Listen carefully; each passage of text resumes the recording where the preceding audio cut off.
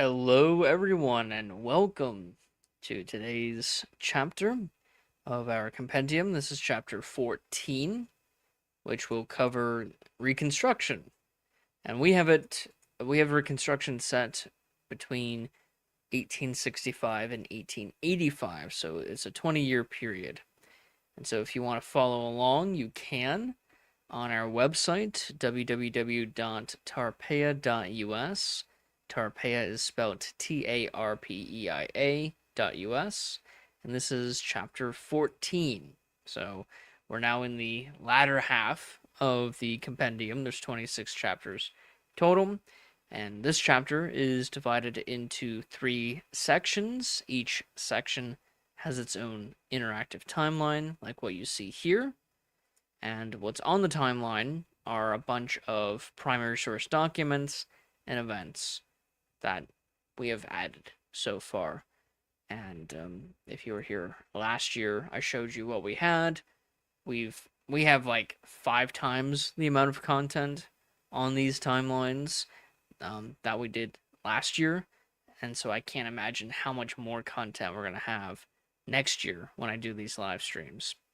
And so let me just get into this chapter. This chapter begins with the section called Treason Made Odious, which is a quote from Thaddeus Stevens, a Republican leader at this time, leader of Reconstruction. And this section will cover the Andrew Johnson administration. And so let me just read the little description that I wrote at the beginning of the section. You have Andrew Johnson assumes the presidency, determined to restore the Union quickly by appointing provisional governors, arresting prominent Confederate leaders, requiring loyalty oaths, and overseeing the ratification of the 13th Amendment. His lenient Reconstruction and mass pardons for former Confederates allowed Southern Democrats to regain power and enact black codes that reasserted white supremacy and restricted black freedom. Outraged, congressional Republicans asserted federal authority through the Reconstruction Acts, placing the South under military rule and mandating black suffrage and creating the Freedmen's Bureau measures. Let's see. Measures Johnson vetoed only to see them overridden. Contentions culminated in the ratification of the 14th Amendment, redefining citizenship and equal protection, and Johnson's impeachment for violating the Tenure of Office Act, which he narrowly escaped removal. By the time Southern states were readmitted under the Republican terms of the Reconstruction Acts, Reconstruction had been fundamentally transformed from Johnson's plan of reconciliation into a struggle over the meaning of freedom, citizenship, and equal treatment under the law. So Johnson, he swears president in the morning after Abraham Lincoln is killed. That is April 15th, 1865. And I have a message following Lincoln's death by Andrew Johnson. We have the April 18th, 1865 peace agreement. So the Civil War is technically still going on. The South, the Confederacy, has yet to surrender. Robert E. Lee surrendered with the Army of Northern Virginia, but that is not the entire Confederacy. So the Civil War is still going on at this point. You have John Wilkes Booth. He is shot and killed following a 12-day manhunt of John Wilkes Booth for shooting Lincoln. You have General Joseph E. Johnston surrenders to General Sherman near Durham Station, North Carolina. Another major blow to the Confederacy. Johnson's proclamation ending economic restrictions on southern states. So even though the war is still going on, you have the economic restrictions being lifted by Johnson, which kind of shows his leniency towards the South. executive order declaring conspirators in the assassination of Abraham Lincoln to be triable before military commission so that they could be hanged. Proclamation for the arrest of key Confederate leaders. So Johnson is interesting because he will simultaneously be harsh on the South and lenient on the South. One day he will be removing the governors of the former Confederate states and appointing his own governors. The next day he's revoking those governors. One day he's arresting key Confederate leaders. The next day he's pardoning a bunch of them. So Johnson's Reconstruction is all over the place. Here's his executive order rescinding prohibition of arms, ammunition, horses, mules, and livestock to Confederate states.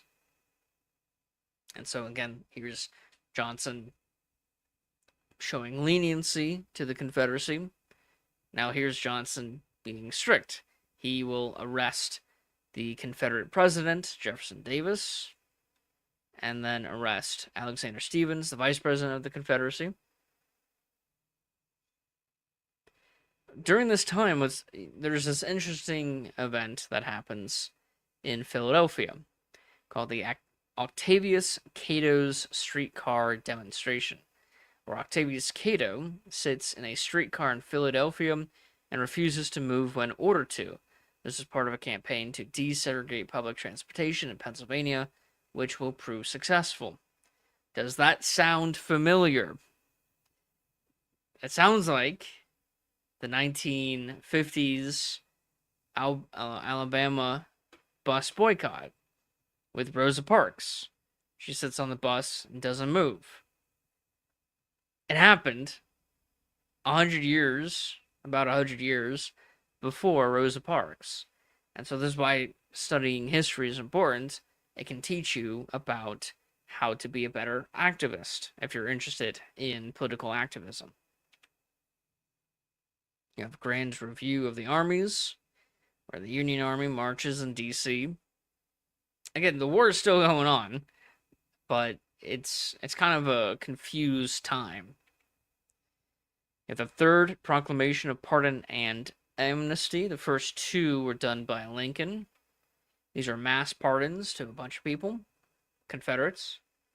Proclamation appointing William Holden provisional governor of North Carolina. So during this time, Johnson will appoint provisional governors.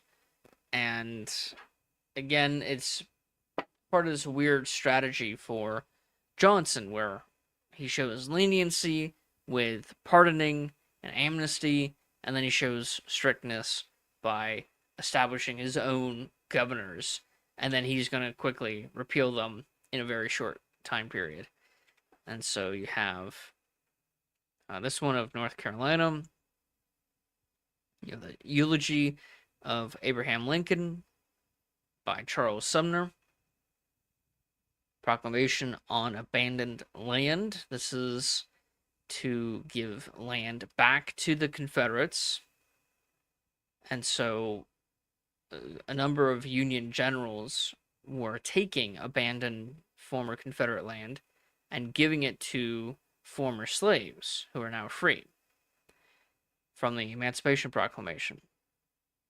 And now Johnson will be taking that land back from the freed slaves and giving it back to the former Confederates. And so, again, this really mixed Reconstruction. There's literally no plan at this point. You have executive order regarding discharge prisoners of war. So prisoners are being released. Proclamation appointing William L. Sharkey, provisional governor of Mississippi.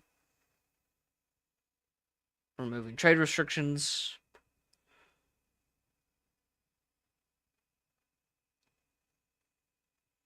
Another provisional governor. Here's the Juneteenth order. So if any of you have wondered where the Juneteenth holiday comes from, it comes from this June 19th, 1865 order by General Granger, who is enforcing the Emancipation Proclamation in the state of Texas. Another provisional governor of Alabama, removing trade restrictions. Another provisional, let's see. Yeah, another provisional governor, another governor. I have this interesting letter from letter to my former master by Jordan Anderson. Some people in high school have to read this, and this is a letter by a former slave to his former master, talking about how if the master wants his former slave to work on his property, then the master has to pay the slave for all the years of back pay. So that's a reparations argument. And the Constitution of Alabama, this is post-Civil War. So Alabama, in fact, all of the Confederate states will pass their own Confederate state constitutions. Now that the Confederacy is breaking apart and being reabsorbed back into the Union, the Confederate states will discard their Confederate state constitutions and replace them with pro-Union state constitutions. You have general order to direct the military to provide free transportation for materials required by refugees.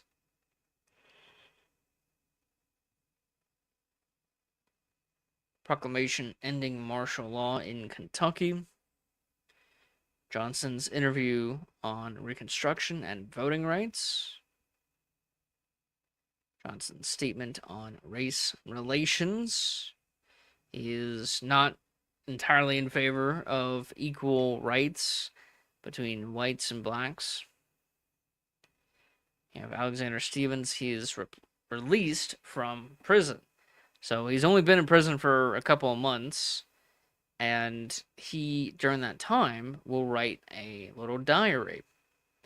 Well, decades later, from this point, all the way around 1910, that diary will be published.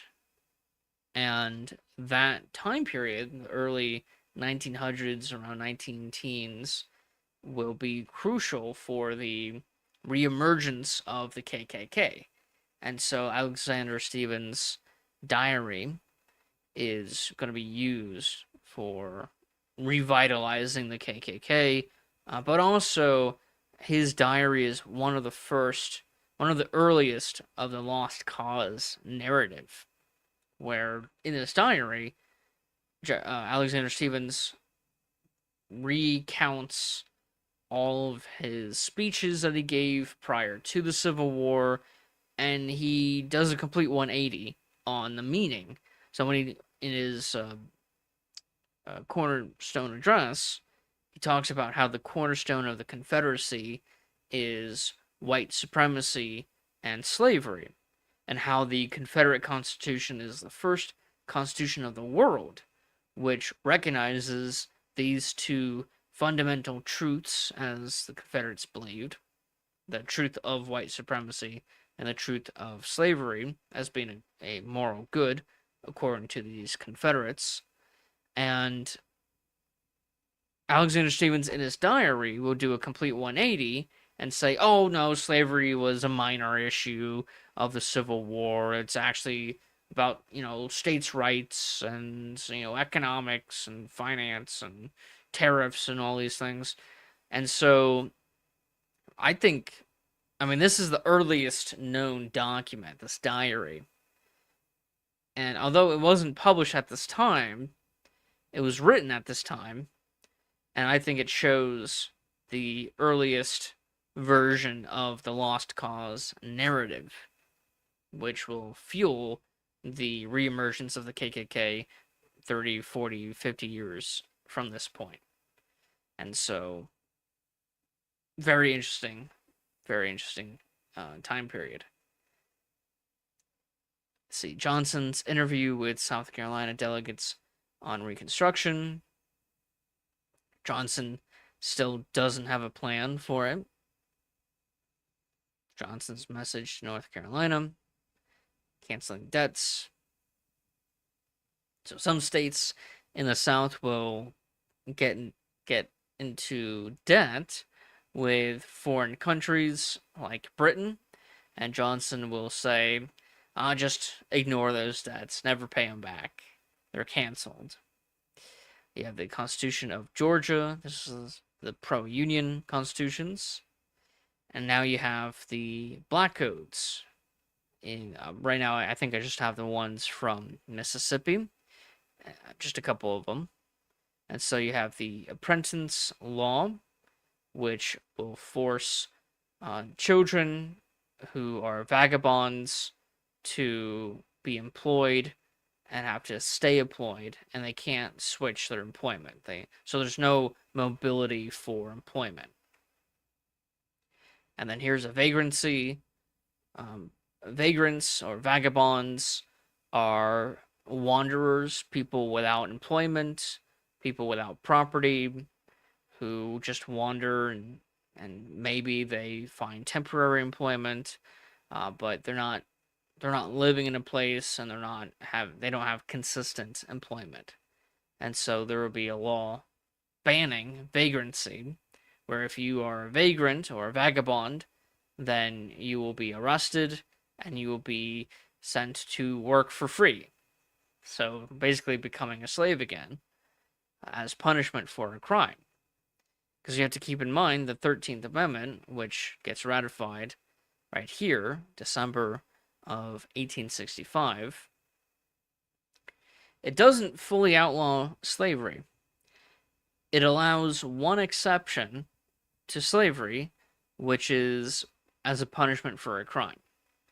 And so the South will make a bunch of these new laws, make a bunch more crimes that people could commit and get caught committing.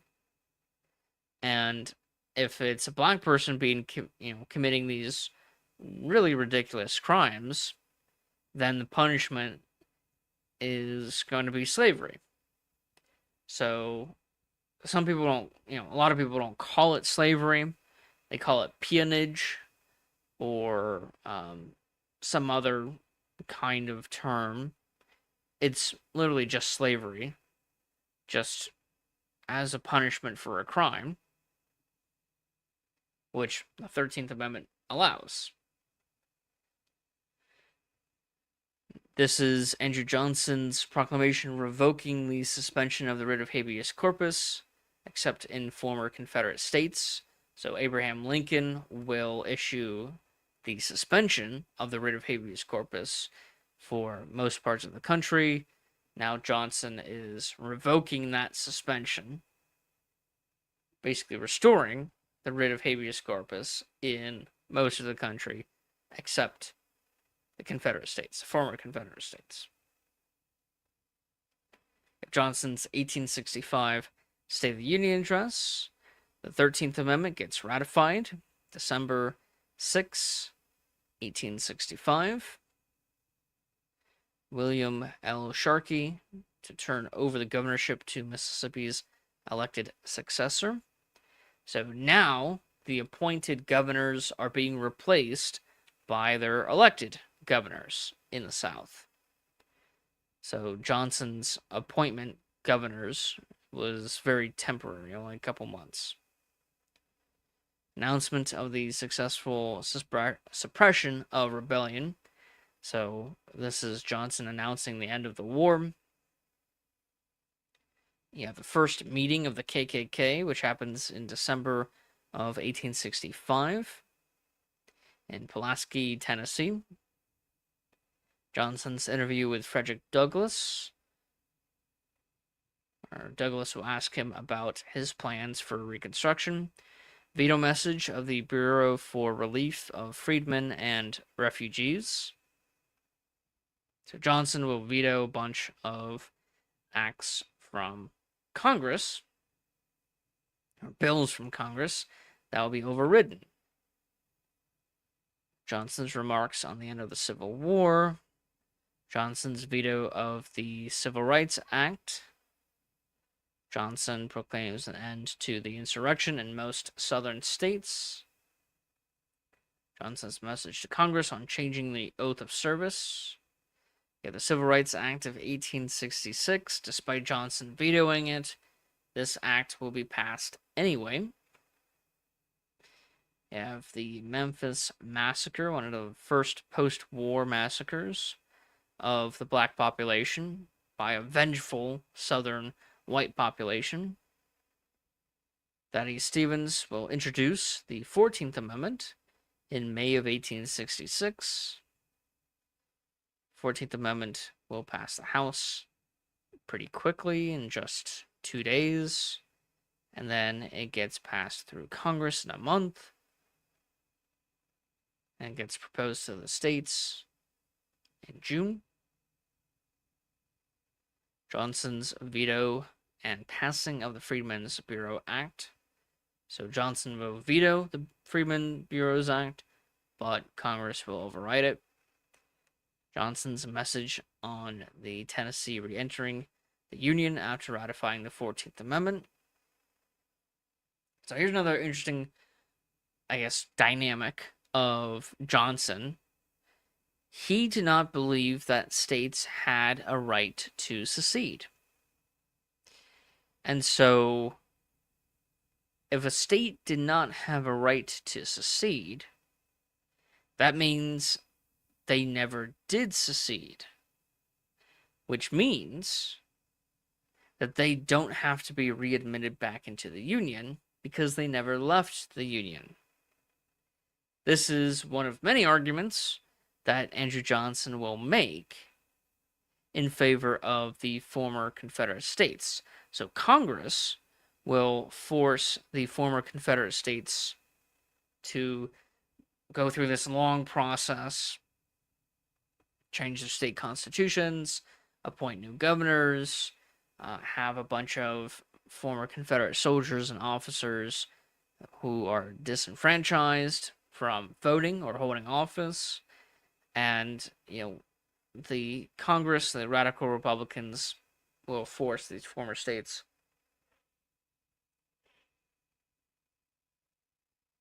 will force the former Confederate states to adopt all these new policies. But Johnson, in order to be readmitted back into the Union, but Johnson does not believe that the states ever seceded from the Union. And if they never left, then they don't have to be readmitted back into the Union. And that the states have the full rights and are equal to all the other states of the Union. Now, this angers the Republicans greatly because they just fought a massive war. They just won the war, and now they're being told by Johnson to treat the states that had just seceded and tried to end our Union, to treat them as equals, as if they never left the Union. You have the New Orleans Massacre, one of many massacres during Reconstruction. You have Johnson proclaims the official end of the Civil War in August of 1866, despite already giving a speech about the end of the Civil War. You have Johnson's Swing Around the Circle speaking tour. And during this tour, he will defend leniency towards ex-Confederate states.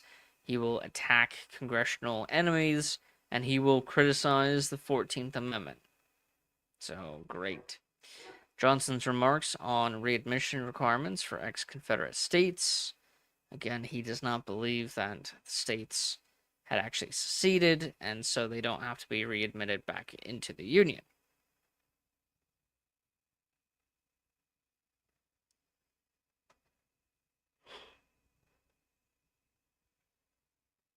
There is violence at some of his speeches. Executive order on potential insurrection in Baltimore. You have midterm elections. These are very important. Republicans increase their majority in the House to 76%, and in the Senate to 83%. This weakened Johnson politically in issues especially touching on Reconstruction, foreshadowing his impeachment. Johnson's 1866 State of the Union, ex parte Milligan. This case held that military tribunals could not try civilians in areas where civilian courts were still operating, even during wartime. The court ruled that such trials were unconstitutional when regular courts were open.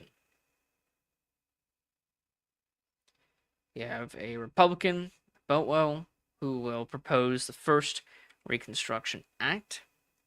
Now, this is the inauguration day of the new Congress. This is the after the midterms. So this is the super duper radical Republican Congress. So on inauguration day of this new Congress, Thaddeus Stevens will give the speech on Reconstruction, which is like a rallying cry for the Republican Party. And he will whip the Republican Party into shape to get a bunch of acts passed Johnson. So Johnson will immediately veto message on black suffrage in D.C. That veto will be overridden, and you'll have an act to allow for suffrage in Washington, D.C. Johnson's veto message on the admission of Colorado, veto message on Nebraska gets overridden. Act to admit Nebraska, that's to readmit Nebraska back into the Union. Oh, I'm sorry. Yeah, that's right. That's the proclamation of the admission of Nebraska. Johnson's veto message of the first Reconstruction Act gets overridden. Yeah, the first Reconstruction Act. This is very important. This act laid the foundation for congressional reconstruction by dividing the 10 former Confederate states, all but Tennessee, into 5 military districts, each under a Union general's authority, while each individual state was under a provisional government. Virginia shall constitute the 1st District, North Carolina and South Carolina, the 2nd District, Georgia, Alabama, and Florida, the 3rd District, Mississippi and Arkansas, the 4th District, Louisiana and Texas, the 5th District. It required the drafting of new state constitutions that enfranchised black men, mandated ratification of the 14th Amendment, and barred many former Confederates from political participation as prerequisites for readmission to Congress. So that's a lot just for the first Reconstruction Act. You have Johnson's veto message of the Tenure of Office Act, which gets overridden. And it's this very act that Johnson will be impeached over. Kind of ironic. The Second Reconstruction Act.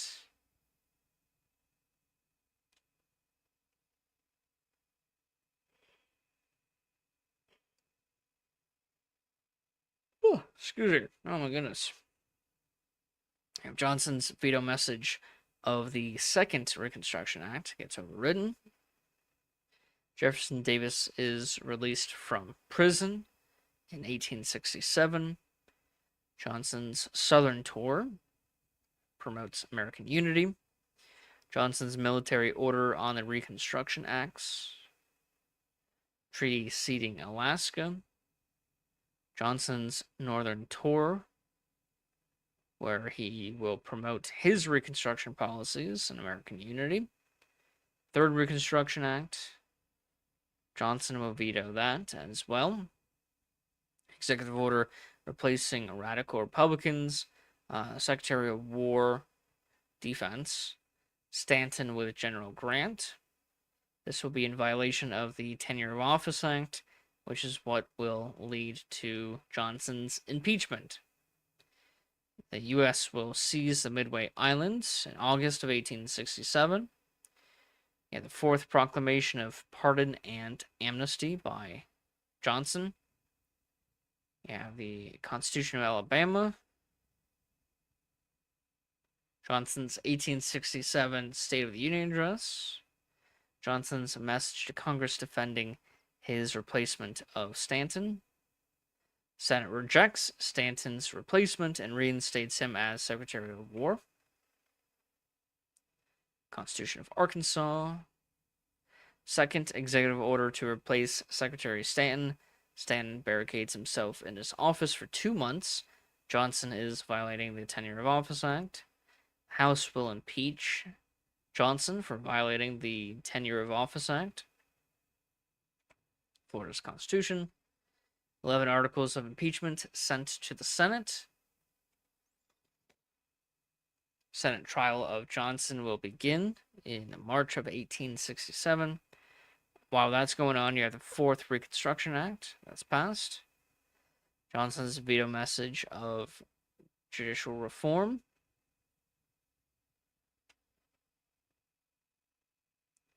The RNC will nominate Grant.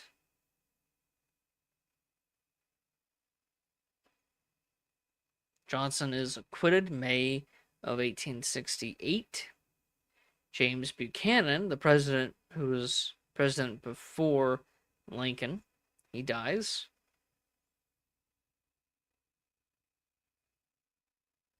Georgia State Constitution. Johnson's veto of the act to readmit Kansas, saying an act is not necessary. It will be overridden. Readmission of Arkansas, Florida. Johnson vetoes an act to readmit ex-Confederate states. That gets overridden. Readmission of Carolina. Fifth Proclamation of Pardon and Amnesty. DNC will nominate Seymour and will pass their own Democratic Party platform. The 14th Amendment is ratified in July of 1868. You have the readmission of Louisiana, South Carolina, Alabama. Johnson proposes a few amendments. Johnson will veto an act to exclude ex-Confederate states yet to reorganize from the election.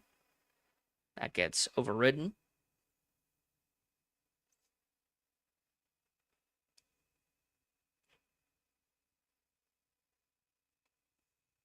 Johnson's veto message of an act relating to the Freedmen's Bureau, that gets overridden. Yeah, the 14th Amendment gets certified on July 28th, 1868. Yeah, the Burlingame Treaty.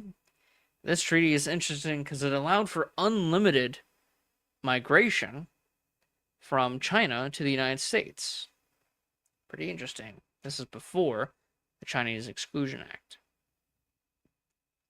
Thaddeus Stevens dies in 1868, just 1 year after the passage of the first Reconstruction Act. You have the Camilla Massacre. Johnson directs General Grant to regulate the election in the South, which is kind of awkward because he is the one who will be elected. Fort Laramie Treaty. Johnson's 1868 State of the Union.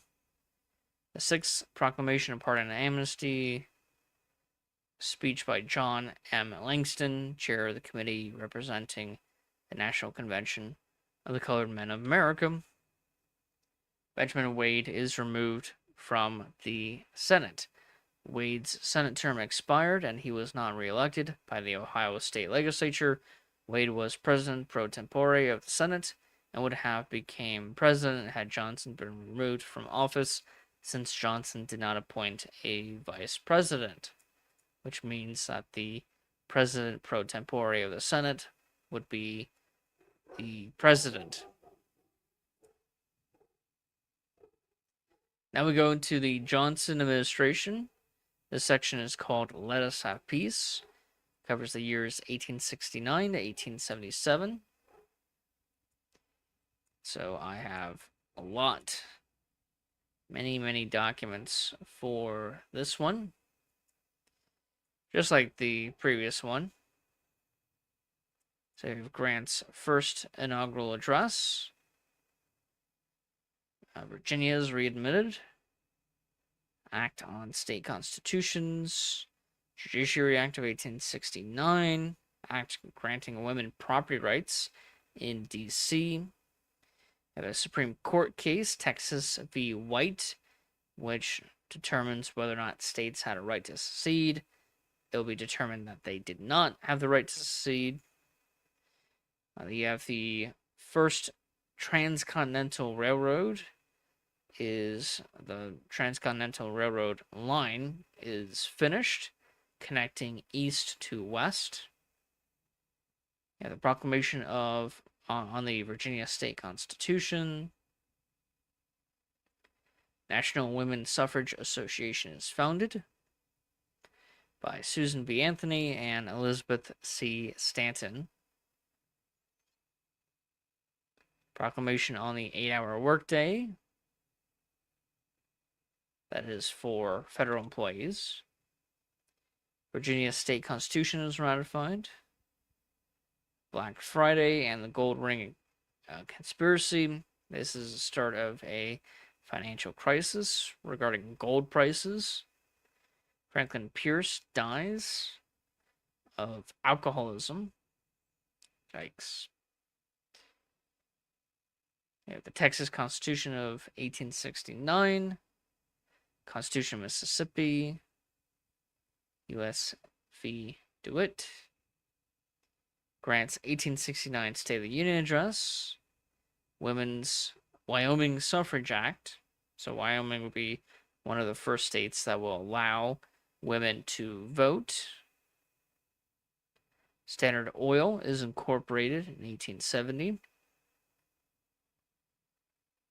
Grant transmits his treaty to annex Santo Domingo to the Senate. Readmission of Virginia. 15th Amendment gets passed.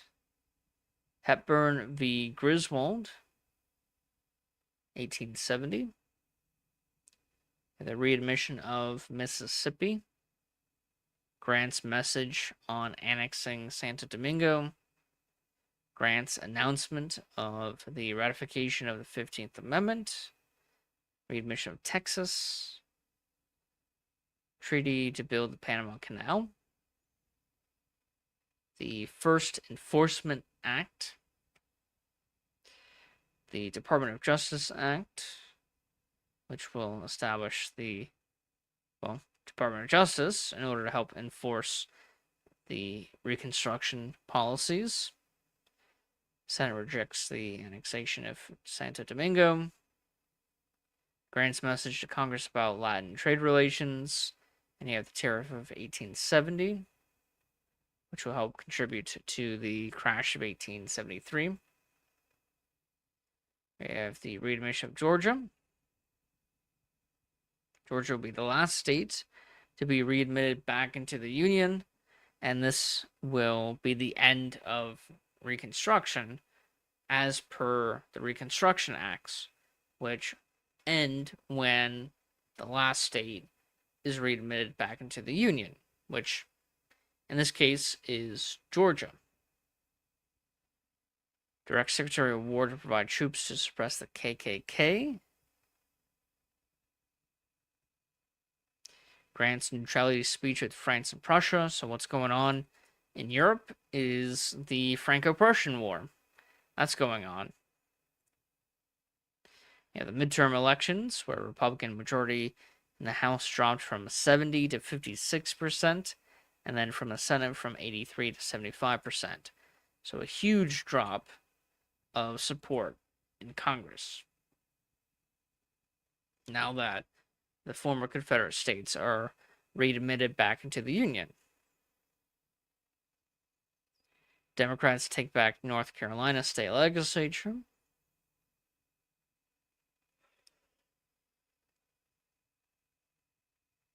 Oh, excuse me. Grant's 1870 State of the Union address. Grant's message to Congress on racial violence in North Carolina. Some more proclamations. You have the Second Enforcement Act, Indian Appropriation Act, Appropriations Act including civil service, Grant's message refuting corruption claims, Third Enforcement Act. You have the legal tender cases about whether or not it is legal for the federal government to print paper money. It's not backed by anything, fiat currency. Proclamation on the Third Enforcement Act. Speech on Political Corruption in New York by R.B. Roosevelt.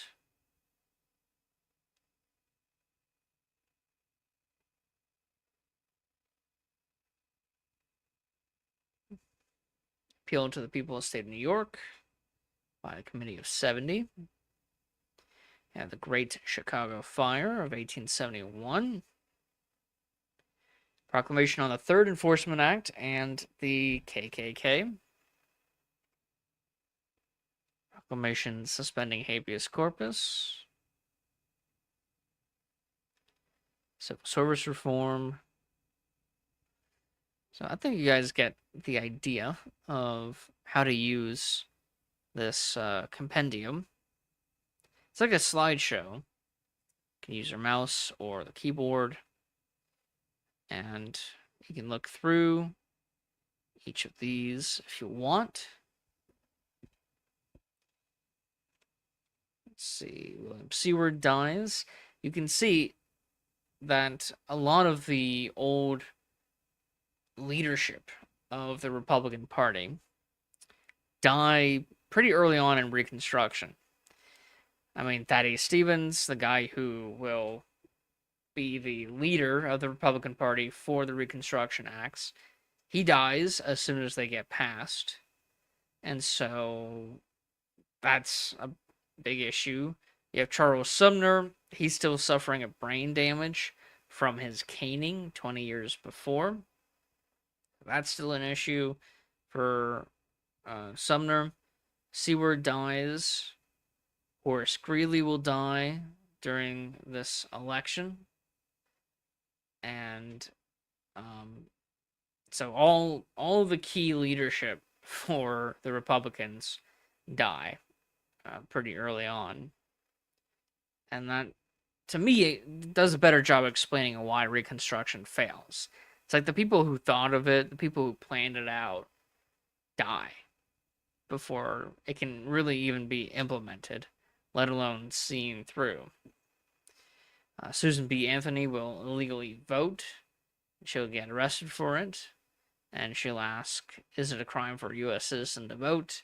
Saying that since she is a U.S. citizen, she should be able to vote, despite her being a woman. And the Great Boston Fire. Have to go through and make sure all the images are loading properly. You have the railroad industry, which will crash during this time, during the start of Grant's second inaugural address. The Colfax Massacre, one of many massacres during this time period of black people being killed by white mobs. Slaughterhouse cases, Bradwell versus the states. Chief Justice Chase dies. He gets replaced by Waite, which to me is a terrible, terrible Chief Justice. Almost as bad as Taney. Let's see. Susan B. Anthony will take what she said when she was arrested for illegally voting and turn that into a short book. Executive order on civil service. Start of the Panic of 1873.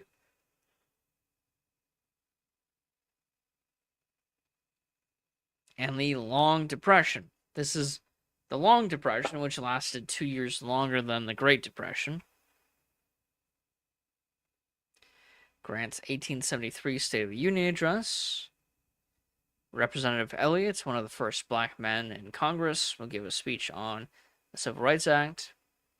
Tompkins Square Park. So you have labor and strike riots going on. The White, he swears in as Chief Justice. Charles Sumner will die.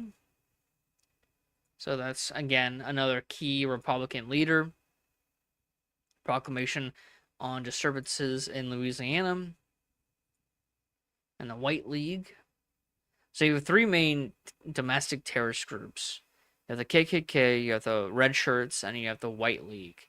And they're all kind of doing their own thing, but they're also doing pretty much the same thing, which is killing or harassing black people or northerners, carpetbaggers, northerners who move down south.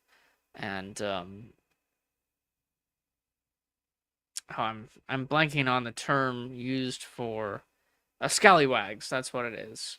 The scallywags are the Southerners who sided with the Union and are loyal to the Union.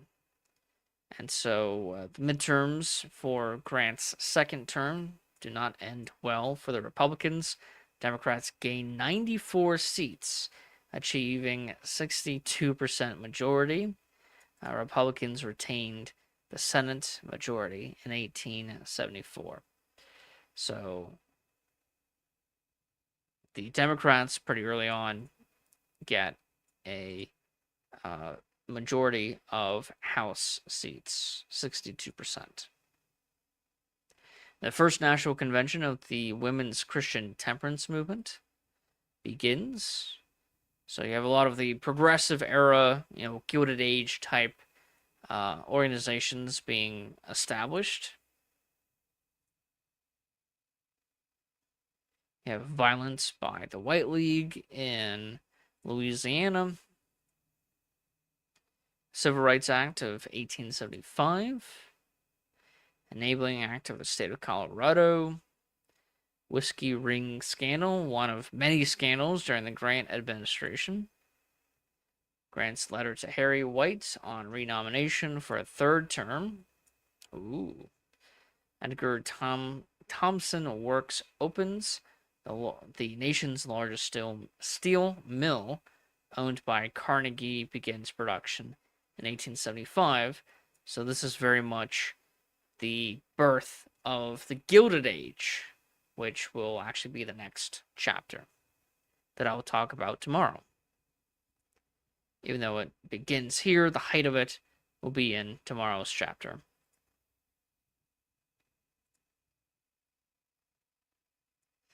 See, some more scandals going on during the Grant administration. More scandals. Supreme Court decisions, which will start shooting down Reconstruction policies. Veto message on fixing the presidential salary. Veto message on presidential oversight. 1876 Republican Party platform.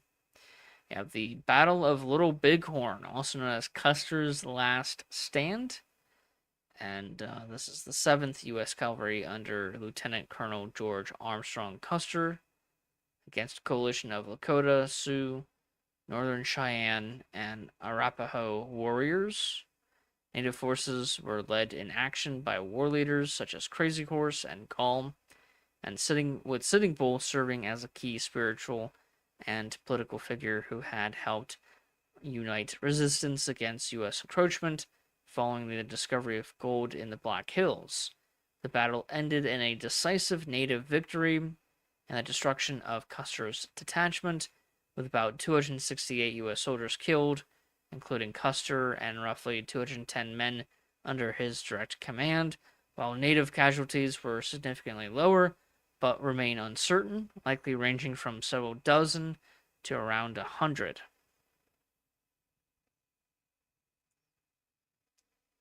Then you have the Democratic Party platform, Constitution of Colorado, Hayes' letter accepting the Republican nomination, the Hamburg Massacre, one of many massacres during the Grant administration, this time by the Red Shirts. Admission of Colorado. Reports of the Senate Special Committee to investigate the 1875 Mississippi election.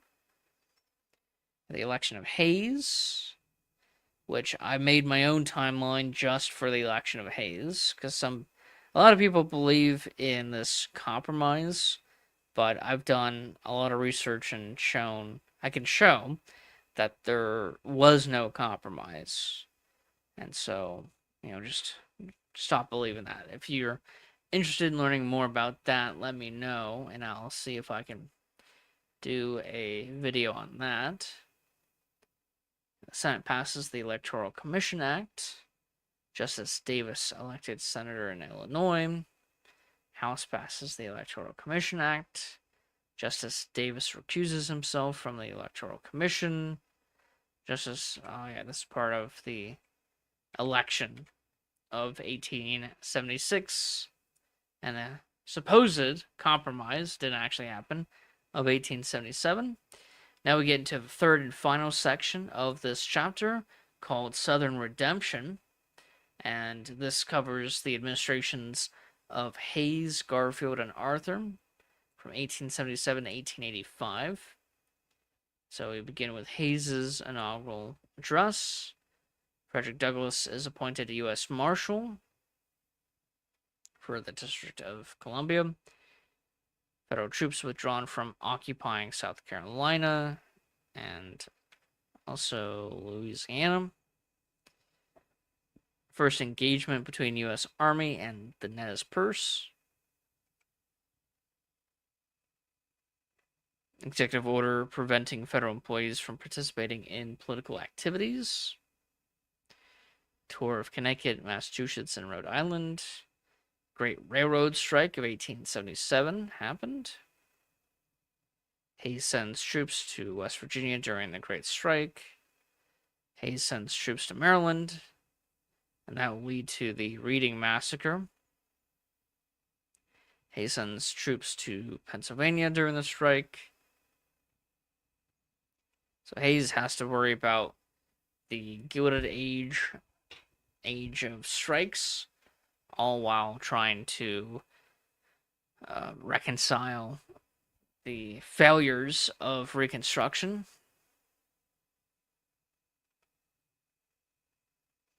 Hayes' 1877 State of the Union. Aaron Sargent introduces the Anthony Amendment, which is the first attempt at women's suffrage. Although it fails, it shows you how early women's suffrage was being seriously considered. President Hayes signs the U.S.-Samoan Treaty, act to allow women to practice before the Supreme Court. Very interesting. Hayes' veto message on the Bland-Allison Act. Army Appropriations Act. Tour of Wisconsin, Minnesota, Illinois, Ohio, and Pennsylvania. About the strike. Hayes' veto message on restricting Chinese immigration. So he will actually veto what would become the Chinese Exclusion Act. End of the Long Depression, which began in 1873, ends in 1879. So that's 6 years of depression. Proclamation warning against unauthorized settlement in the Indian Territory. Hayes' veto message on Army appropriations. Constitution of California.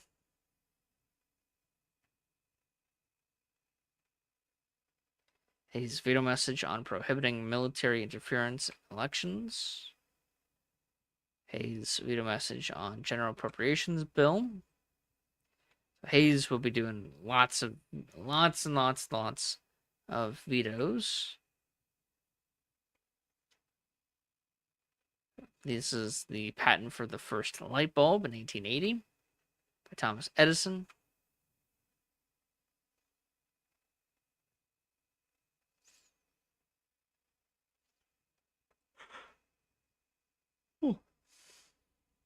Republican Party will nominate Garfield. Garfield's acceptance. Here's Hayes on a wagon during his Great Western tour. Hayes will be the first president to visit the West. The election of 1880 between Garfield and Winfield Scott Hancock.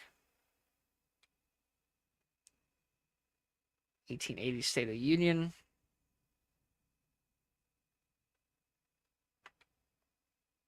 You have some acts, which are executive orders, I should say, which will ban alcohol use in certain areas in the military, which will contribute to the prohibition movement. An act to facilitate refunding of national debt. Garfield's inaugural address. The Star Route scandal.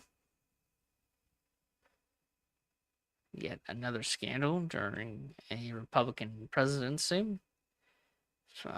First American chapter of the Red Cross. Garfield gets shot in July of 1881. Tuskegee Normal School established. The Tuskegee, Alabama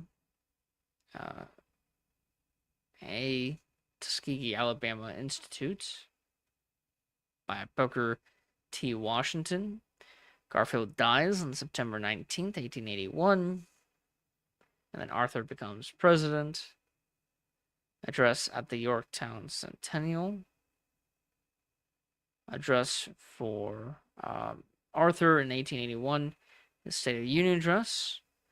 The Senate ratifies the Geneva Convention on War and the treatment of prisoners. You have the Anti-Polygamy Act, which is going to be angering the Mormons. Arthur's veto message of the Chinese Exclusion Act. Proclamation on Law and Order. Then you have the Chinese Exclusion Act, which Arthur vetoed, so that's kind of good. An act to create a tariff commission. Treaty with Korea. Charles Godot is executed. He's the one who shot Garfield. Arthur's veto of the River and Harbor Act. Midterm elections. For these, the Democrats gain a majority in the House, but lose the majority in the Senate. Arthur's 1882 State of the Union. Pendleton Act. Treaty with Mexico on commerce. United States v. Harris. Mongrel tariff. An act on pensions and benefits. Treaty with Mexico on a border. Brooklyn Bridge opens in May of 1883. 12 of the state route scandal found not guilty. It's weird. Issues executive order reducing internal revenue collection districts from 123 to 83. So let's see. Civil rights cases, which will be the Waite Court, saying that the Civil Rights Act of 1875 was unconstitutional. Frederick Douglass will respond to the civil rights cases. The 1883 State of the Union address. Executive order on civil service. Arthur's message to Congress on infrastructure investment. Same thing with improving the Navy. Increasing armaments. Repeal of the Ironclad Oath. Civil government of territorial Alaska. Republican Party platform nominates Blaine over Arthur. And then Bureau of Labor, part of the Department of Labor, is established. Proclamation on prohibition of non-Indian settlement of Oklahoma lands in the Indian Territory. Statute of Liberty. presented in Paris before it makes its way to the United States. Bureau of Navigation established. An act creating Central and South American commissions. Democratic Party platform, which will nominate Cleveland. Blaine's acceptance of 1880 State of the Union, or not State of the Union, election. Let's see, Cleveland's letter accepting his nomination. 1884 election. Arthur's 1884 State of the Union address. Arthur's dedication of the Washington Monument. An act making occupation of public land illegal. So now all those vagabonds are now being kicked out of commonly held land, public land. A Contract Labor Act, which will put a lot of them to work. And we end with Arthur Boyd's grant as a retired general with full pension, which helps Grant a lot because he's struggling with money. And this will conclude this chapter on Reconstruction. Again, if you want to look through and read every single one of these primary source documents, you can on our website, www.tarpeia.us. Tarpeia is spelled Tarpeia. And we are an educational nonprofit, a 501c3. So all donations are tax deductible. And if you want to get your name listed below the compendium, just let me know in the donate form when you sponsor an era. And yeah, I hope to get some better rest tonight, and then I hope to see you guys tomorrow. And please leave a comment if you have any questions about history. I'll try to answer it to the best of my ability.